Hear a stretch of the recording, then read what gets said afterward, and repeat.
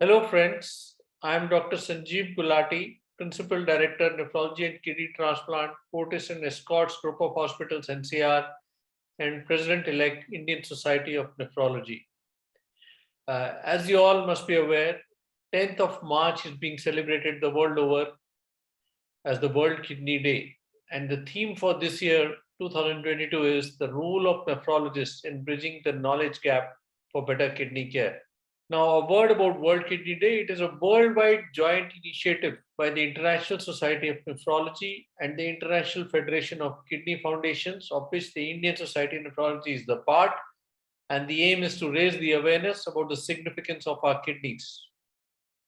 Now, any dysfunction of the kidney ramps up the metabolic waste in our bloodstream, leading to steady loss of renal function and overall health.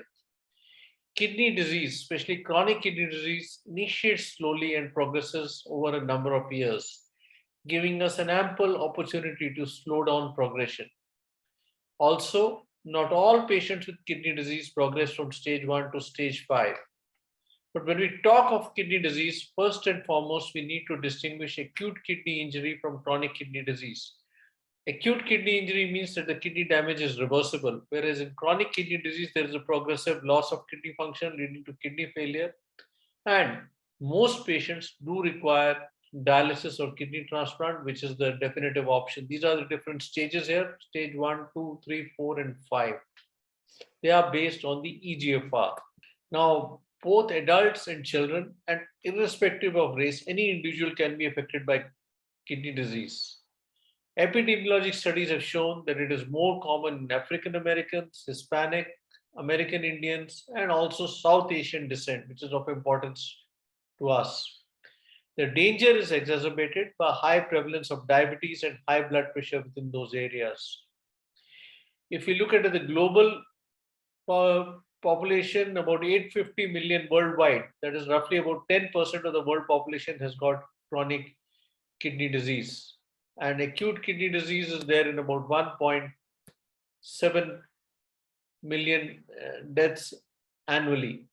In the Indian scenario, our estimated population of CKD is about 800 per million population, and stage 5 chronic kidney disease is anywhere between 150 to 200 per million population. So it's fairly common disease, and we just have to be much more aware to diagnose it. So this is the importance of kidney to the overall health. Just to quickly recapitulate, we have kidney plays several roles. It controls the solutes and fluids.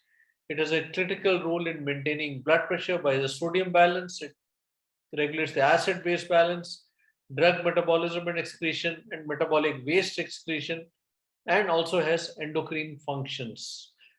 So it plays a critical role in blood formation as well as bone formation, as well as in this endocrine functions.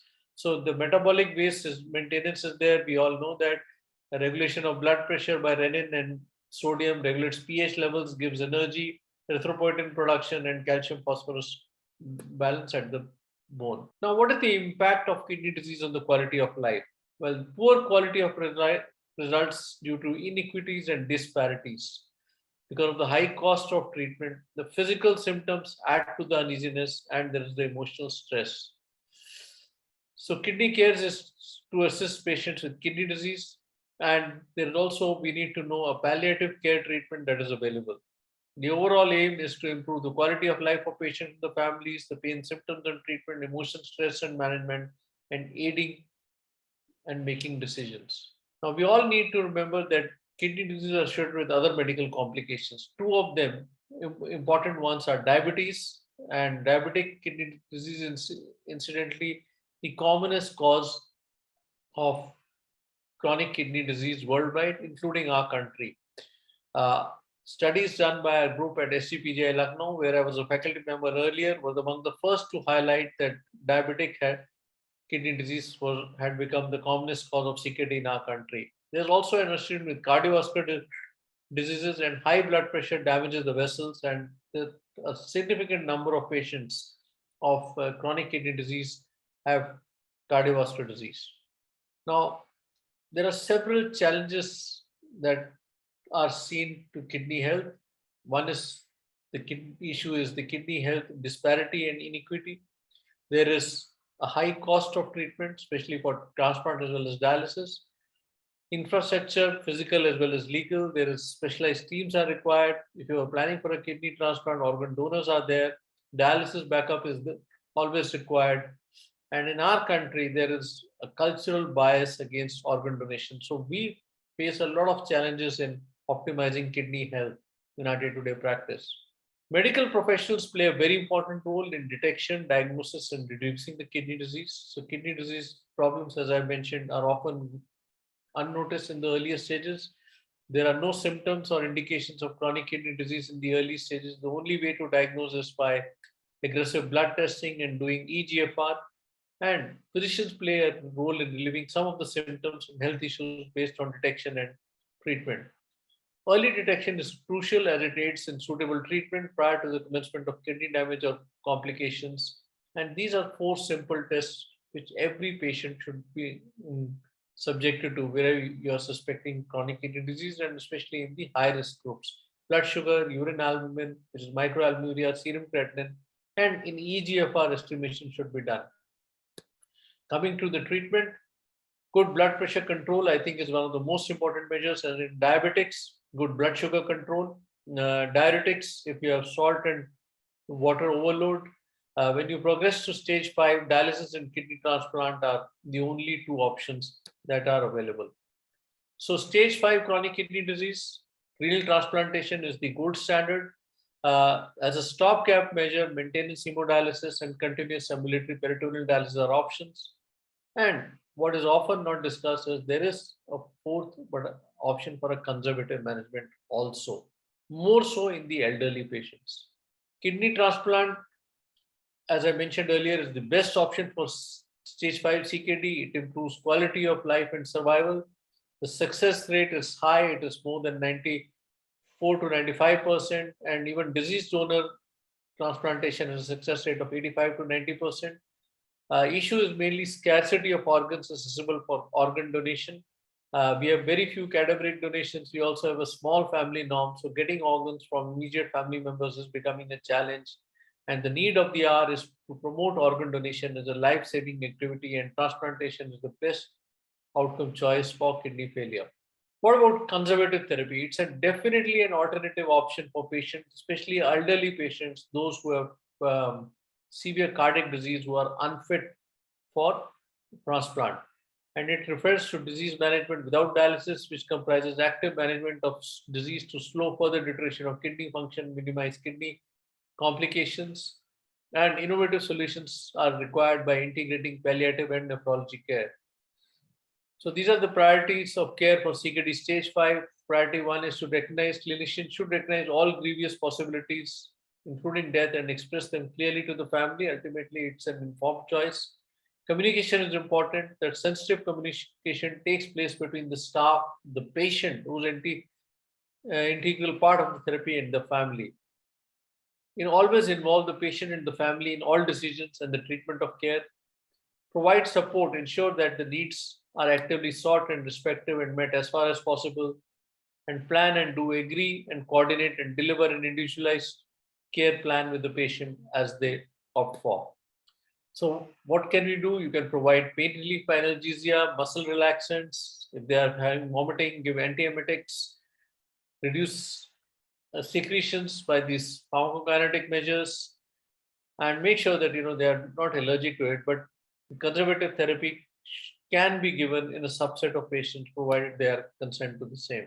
There are also a lot of alternative therapy in management of stage 5 CKD, and it is often used by patients. And alternative therapy refers to homeopathy, Ayurveda, and any other system of medicine.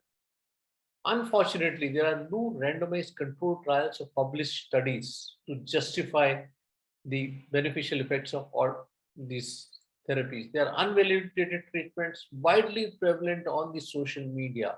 And I think in social media, it's more important in the scientific accuracy and validity. It's the number of followers that often tilts the balance of these patients towards these untested and unvalidated therapies. So it's our duty to educate our patients And that is, I think, the theme for this year. So, summary characteristics of kidney health promotion: current approaches must involve care partnerships between health centered policy, community health planning, and health literacy to manage kidney diseases. And this is a summary characteristic of kidney health promotion. So you need a collaboration of people with kidney disease, kidney consumer advocacy, and we now have organizations like the Kidney Warrior Foundation, which are playing a very good role, and you have the kidney healthcare workers, which includes the nephrologists, the dialysis technicians, the nurses, as well as the nutritionists.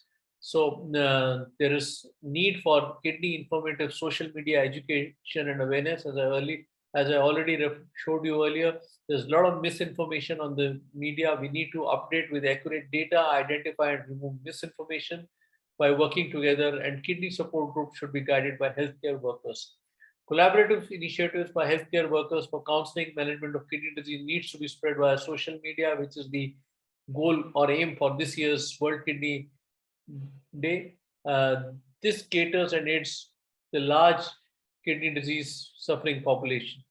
At the same time, we need to talk to our patients and remind them about prevention, regular healthcare visits, inform clinician concerns or side effects with medications, have regular exercise, take medication as instructed, have a healthy diet, maintain a healthy weight, and reduce factors for high blood pressure, diabetes, cancer, and infection. So, to conclude, early chronic kidney disease has no signs or symptoms, and early diagnosis becomes critical in this case. Kidney disease is treatable. The sooner you recognize it, the more likely you are likely to receive effective therapy. And knowledge is power. So we need to work together to spread accurate knowledge amongst our patients. And for those of you who are interested in further details, please refer to my YouTube channel, The Kidney Clinic. Thank you for your time.